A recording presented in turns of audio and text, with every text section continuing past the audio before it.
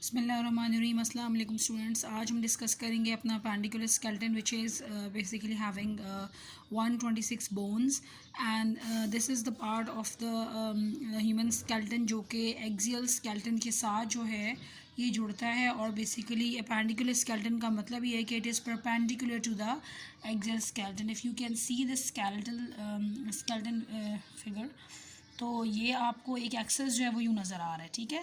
So the access के अंदर आपको स्कल है, वर्टिब्रा है, स्टर्नम है एंड द रिब्स, ठीक है।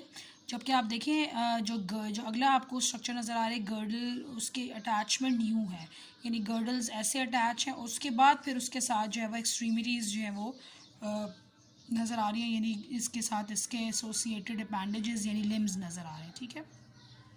सो बेसिकली एक्सियल स्केलेटन जो है वो अगर इस तरीके से है, फॉर एग्जांपल बेसिस एक्सिस बना रहा है तो अपेंडिकुलर इस तरीके से अटैच, ठीक है। उसके आगे फिर बाकी मज़ीद अटैचमेंट्स आपको नज़र आ रही हैं, ठीक है।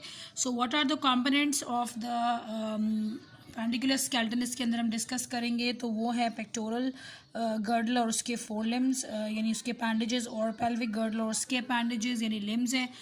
तो पेक्टोरल गर्डल जो है it is the shoulder bone, ठीक है।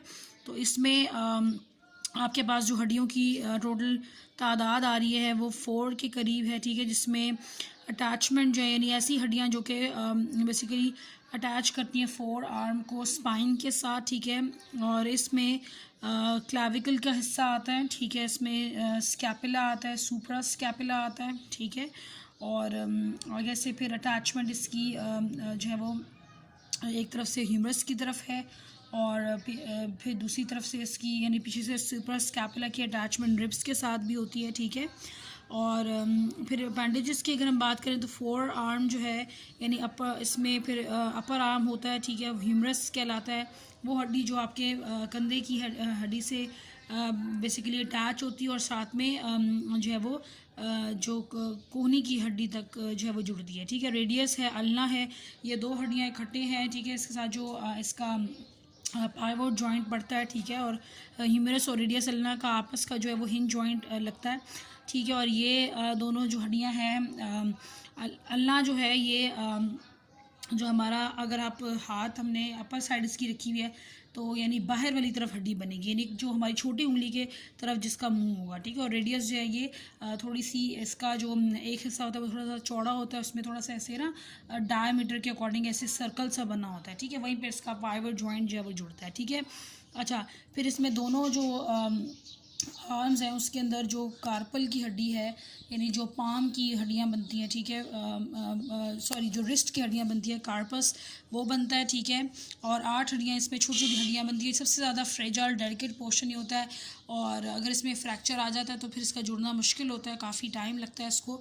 और मेटाकार्पल्स जो फिर पाम की जो हथेली की जो हड्डियाँ बन रही हैं, ठीक है, 5 मेटा कार्पल्स हैं। और फिर फेलेंजेस यानी जो आगे जो जहाँ पे पोर हम उंगलियों की पोरें बनती हैं, ठीक है, तो 14 फेलेंजेस जो है हमारी ये बन रही है, ठीक है।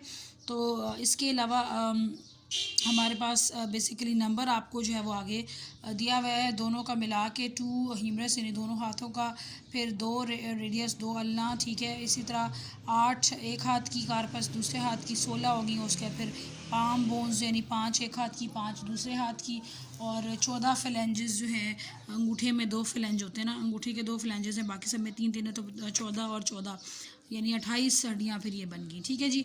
अच्छा, उसके बाद अगर हम बात करें पेल्विक गर्डल जो कोले की हड्डी है, 62 बोन्स है, ठीक है। ये बहुत इंपॉर्टेंट हमारा पोर्शन होता है।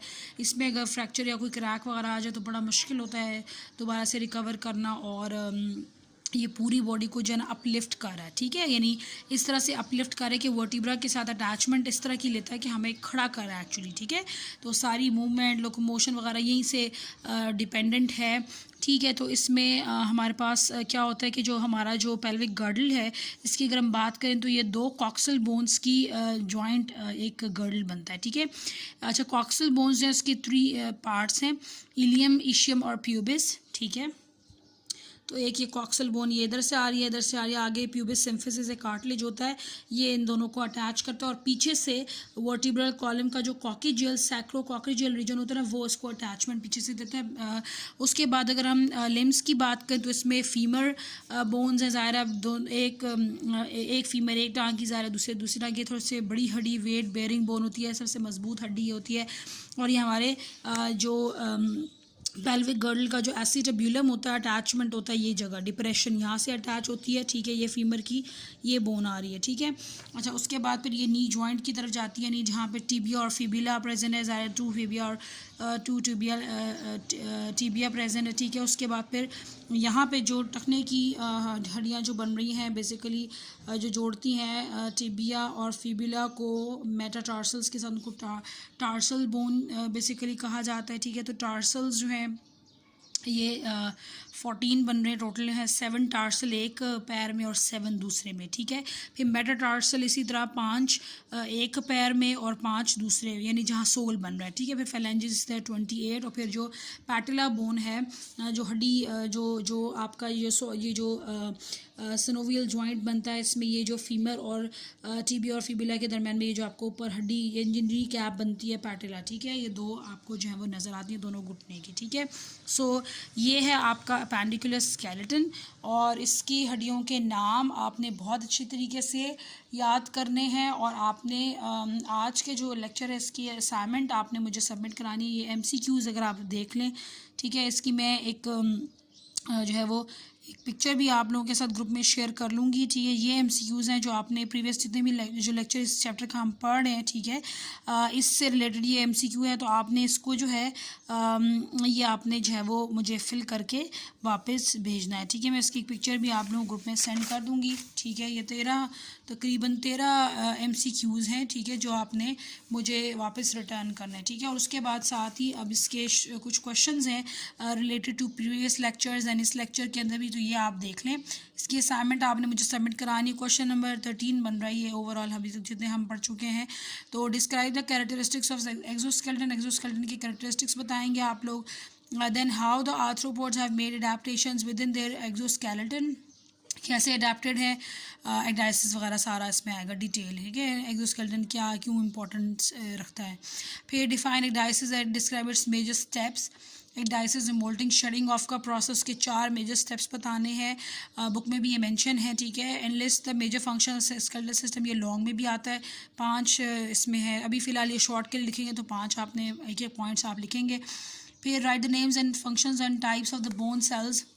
ऑस्टियोब्लास्ट है, ऑस्टियोक्लास्ट है, ठीक है, ऑस्टियोसाइट है। तीनों का आपने नाम सिर्फ मेंशन नहीं करना, आपने इनके काम भी मेंशन करने हैं, ठीक है। फंक्शंस भी हैं। Differentiate between the Highland and the fibro cartilage. शुरू में हम कार्टिलेज की टाइप्स डिस्कस की थी, वो वर्टिब्रा के नाम according to the location of the body. 4 curvatures बन रहे हैं ना, सर्वाइकल है, थोरैसिक है, लंबर है on and last is pelvis है, ठीक है।